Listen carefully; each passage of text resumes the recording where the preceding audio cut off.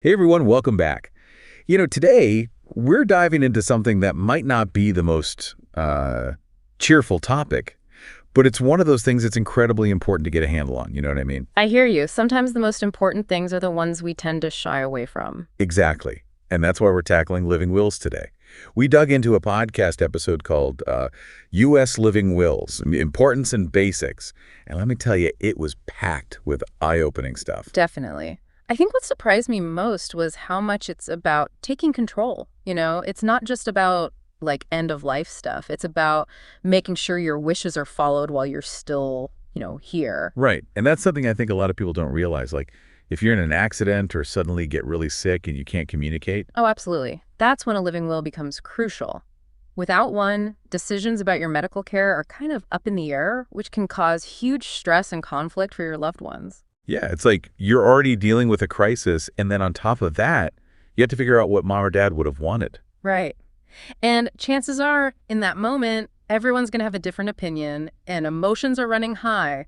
It's just a recipe for more heartache. And the podcast actually laid out some really specific situations where this comes into play, like your preferences for life support, resuscitation. These are huge decisions. Definitely not something you want to be figuring out in the heat of the moment. A living will takes that burden off your family, and it ensures that your beliefs about medical intervention are actually respected. And I bet that peace of mind makes a world of difference for everyone involved. Oh, for sure. Studies have actually shown that having a living will reduces anxiety and stress for both the individual and their family. It's like having a plan in place. You hope you never need it, but it's there if things go sideways. Okay, so let's get practical. How does someone actually create a living will? Is it like a whole lawyer thing? Well, it can be simpler than you think. Many states actually offer standard forms that are available online. You can absolutely consult with a lawyer, but it's not necessarily a requirement.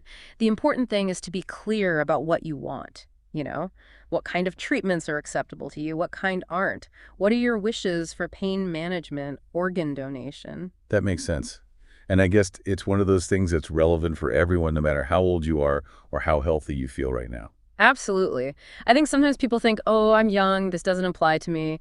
But honestly, life is unpredictable. Having a living will is like a gift to yourself and your loved ones. That's a good way to put it. It's taking responsibility, being proactive, and, it also forces you to really think about your values, what's important to you in terms of healthcare. Exactly. It starts a conversation that we should all be having, regardless of our age or health status. What kind of medical interventions do we consider acceptable? What are our priorities? Heavy stuff, but so important. Yeah. So I guess the question for our listeners today is this. If you were in a situation where you couldn't speak for yourself, who would make those big medical decisions for you? And would they know what you would want?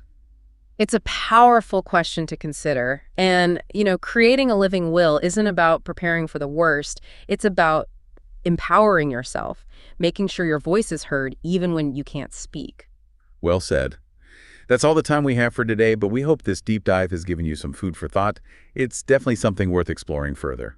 Thanks for listening. If this podcast helped you, don't forget to like, comment, and subscribe. Your support helps us keep making these videos. Thanks for watching.